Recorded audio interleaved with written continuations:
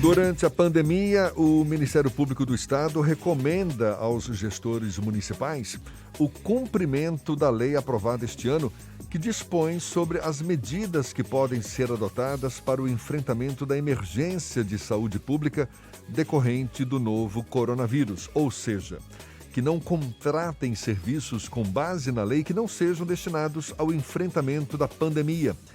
Entre as diversas medidas, o Ministério Público solicita aos gestores a apresentação de plano de contingenciamento, publicação das informações dos contratos especiais em site específico e exclusivo, bem como a publicação do quantitativo dos materiais já disponíveis, como medicamentos e equipamentos médicos. Quem fala mais sobre o assunto é o promotor de justiça Rogério Luiz Gomes de Queiroz, nosso convidado aqui no Issa Bahia. Seja bem-vindo. Bom dia, Rogério. Bom dia, Jefferson. Bom dia, Fernando. Bom dia, ouvinte da Tarde FM. O Ministério Público do Estado já tem conhecimento de prefeituras que estejam destinando recursos com base nessa lei para serviços que nada têm a ver com a pandemia? Até o momento, nós não temos catalogado essas informações. Eventualmente, isso pode ocorrer. O fato é que a Lei 13.979, que foi a lei editada justamente para poder facilitar a atuação do gestor no enfrentamento da pandemia, ela estabelece esses requisitos. O gestor poderá invocar um processo simplificado de contratação, mas ele precisará, acima de tudo, garantir a transparência. Primeiro, a lei só pode ser empregada se efetivamente utilizado para o combate à Covid, para o enfrentamento da pandemia. Em segundo lugar, todas as contratações precisam estar publicizadas em site próprio, com, se possível, a íntegra dos processos de contratação. Pois é, uma série de recomendações para que os gestores não pulem fora da linha, não é, determinada por essa lei. Agora, como é que o Ministério Público vai acompanhar essas ações todas? São muitos municípios, Bahia fora, não é isso? Sim, o Ministério Público ele tem uma capilaridade por todo o estado da Bahia, já que são diversos promotores atuando em diversas comarcas, às vezes por substituição, às vezes por titularidade, e cabe a cada membro do Ministério Público ter sua comarca, primeiro, criar um procedimento administrativo com o objetivo de acompanhar essas ações. Quero deixar bastante claro que o Ministério Público não é gestor, o Ministério Público é um de controle, portanto, nós, em tese, até por recomendação do Conselho Nacional do Ministério Público, não devemos interferir naquilo que está sujeito ao mérito administrativo, mas temos sim o dever de fiscalizar quando o ato administrativo está desmotivado ou, eventualmente, não esteja de acordo com a legislação. Portanto, se instaura um procedimento administrativo para o acompanhamento da política pública. A partir desse procedimento, nós acompanhamos essas ações, a transparência sobre as contratações e, eventualmente, sendo identificado qualquer tipo de irregularidade, esse próprio membro do Ministério Público que instaurou o procedimento deve adotar as medidas. O ideal é que nós possamos dialogar com os gestores, nós entendemos perfeitamente a dificuldade desse momento. Nós sabemos que o próprio direito está enfrentando situações inusitadas, quanto mais os gestores, os profissionais de saúde que estão vivenciando momentos muito difíceis. Mas é preciso caminhar olhando esses atos para que evitemos qualquer tipo de desvio da finalidade da lei, que foi justamente garantir a assistência à saúde das pessoas que precisam e o enfrentamento da própria pandemia. Rogério, os gestores públicos, em geral, têm uma dificuldade muito grande com o processo de transparência, tanto na disponibilização e até nesse processo de contratação, muitas vezes de caráter emergencial, durante um momento de calamidade ou de emergência. Como o Ministério Público trabalha para tentar, de alguma forma, incutir na mente dos gestores que a transparência é uma obrigação deles enquanto gestores e não apenas uma demanda que o Ministério Público está cobrando, por exemplo? É muito interessante essa pergunta, porque nós somos órgãos de controle, mas até mesmo nós precisamos nos reinventar muitas vezes. Não é muito simples você individualizar a situação, mover a ação. Isso é muito tranquilo para nós do Ministério Público, mas o resultado final, que é a correção do rumo, que é a publicização da informação, isso tem algo cultural e tem algo de atuação dos órgãos de controle, Ministério Público, Tribunais de Contas, controladorias em geral. A transparência é o mínimo. A transparência é a informação mínima que o cidadão tem que ter acesso. É permitir o controle social, é você propiciar que o próprio indivíduo, munícipe, que tem os seus tributos recolhidos naquele município, naquele estado ou na própria União, ele possa fazer a fiscalização direta dos atos da administração pública. No caso da pandemia, a lei flexibilizou bastante, a Lei 13.979, facilitando a vida do gestor. Um dos poucos requisitos que a lei impõe é a transparência. Portanto, nós vamos utilizar os mecanismos que nós temos à nossa disposição, que são os mecanismos institucionais. A recomendação administrativa, eventualmente ações civis públicas para exigir o cumprimento. Claro, a lei ela traça o plano ideal. Nós temos que buscar a efetivação desse plano ideal. Nem sempre se consegue, mas o objetivo do Ministério Público é, pelo menos, colaborar para que essa cultura de opacidade deixe de existir na administração pública.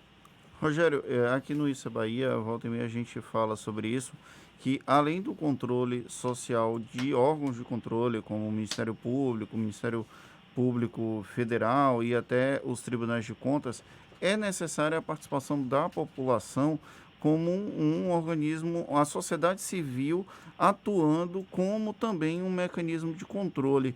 Como funciona para, por exemplo, se a população identificar algum tipo de irregularidade em um processo licitatório ou na execução orçamentária, é possível procurar o Ministério Público para poder fazer uma denúncia? Como é que funciona isso? Sim, o site do Ministério Público, em todas as áreas de atuação, ele tem campos específicos onde o indivíduo pode formalizar a sua representação, a sua notícia de fato, ou através da própria ouvidoria do Ministério Público. Também é possível ter acesso direto aos membros do Ministério Público ou nas promotorias. Claro que nesse momento estamos todos em teletrabalho, estamos trabalhando remotamente através dos sistemas eletrônicos do Ministério Público, mas o Ministério Público não parou. Estamos com um canal também de comunicação através de um ligue 0800 642 4577. Esse canal é exclusivo para as demandas decorrentes da pandemia do coronavírus.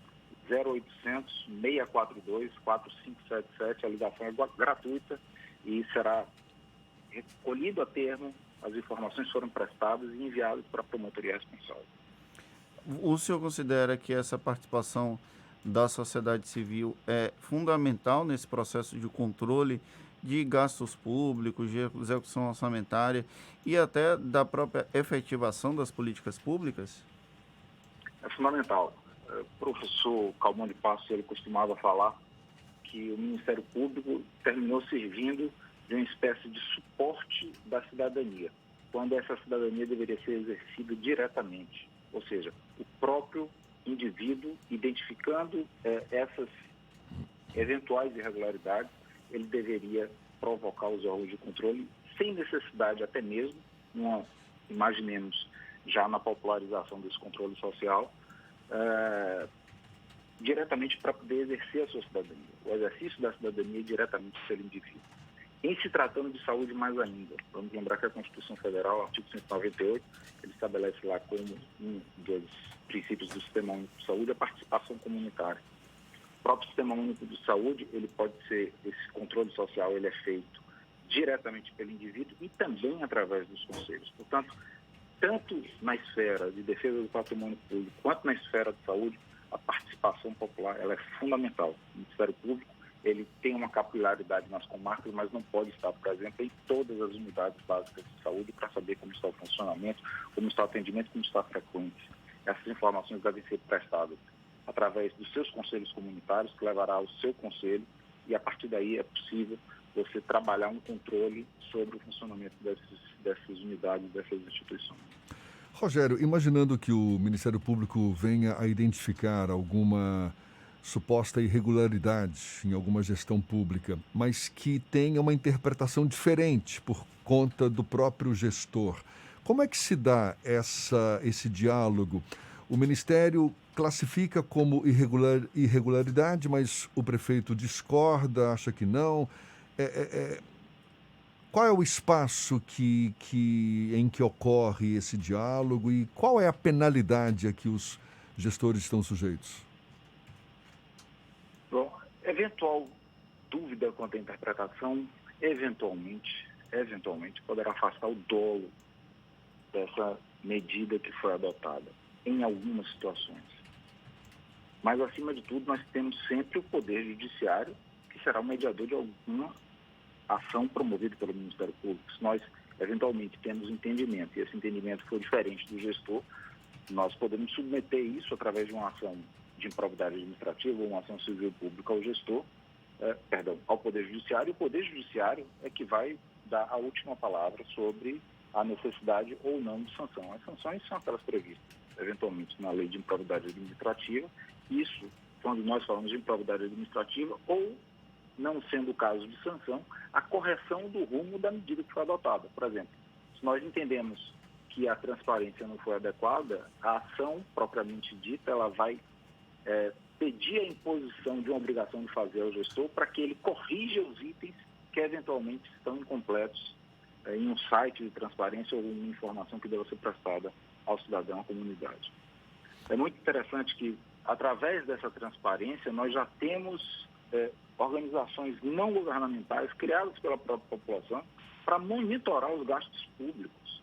E eles mesmos fazem a verificação de preço unitário, verificação de quantitativo, de necessidade, de metragem daquilo de que foi produzido ou de que foi construído, através de organizações sociais de organizações sem fins lucrativos, criadas para essa finalidade pelos próprios cidadãos. Ou seja, é exercício direto da cidadania. A gente começou a nossa conversa falando das diversas recomendações, não é, do Ministério Público para as prefeituras, por exemplo, apresentação de um plano de contingenciamento, não é, publicação das informações em um site específico. Tem havido essa interlocução do Ministério com as prefeituras e uma receptividade? Como é que as prefeituras vêm recebendo essas orientações dadas pelo Ministério Público? Eu reputo o diálogo muito fluido e bem republicano nesses momentos que nós estamos vivendo. A previsão do plano de contingência de uma pandemia, ela é normativa e o próprio Conselho Estadual de Secretários Municipais de Saúde elaborou um roteiro para que os secretários dos municípios conseguissem desenvolver esse plano de contingência. Todos os municípios têm acesso a todas as ações e serviços de saúde que necessitam os pacientes, os usuários do Sistema Único de Saúde no momento da pandemia? Não. A previsão constitucional e normativa do Sistema Único de Saúde é que nós tenhamos regiões de saúde com hierarquização de acesso, hierarquização de complexidade. Os municípios menores não terão unidade de terapia intensiva. Os municípios menores terão que referenciar seus pacientes para municípios que tenham serviços de saúde, pontos de atenção, com atenção à saúde terciária, como é o caso de internação hospitalar e leitos de terapia intensiva. Portanto, o que nós precisamos trabalhar nesses planos de contingência é a posição do município dentro da sua região de saúde e dessa região de saúde com o Sistema Único de Saúde como um todo. Havendo necessidade, o paciente vai ter que ser regulado para a capital ou para um município de maior porte que possa dar a atenção que o paciente necessita em caso de agravamento. Muito bom. Promotor de Justiça Rogério Luiz Gomes de Queiroz, conversando conosco aqui no Issa Bahia. Muito obrigado, Rogério, pelos seus esclarecimentos e um bom dia. Bom dia, obrigado a vocês, uma satisfação. Essa entrevista também vai estar disponível logo mais nos nossos canais no YouTube, Spotify, iTunes e no Deezer. Lá no YouTube, aproveite, inscreva no nosso canal,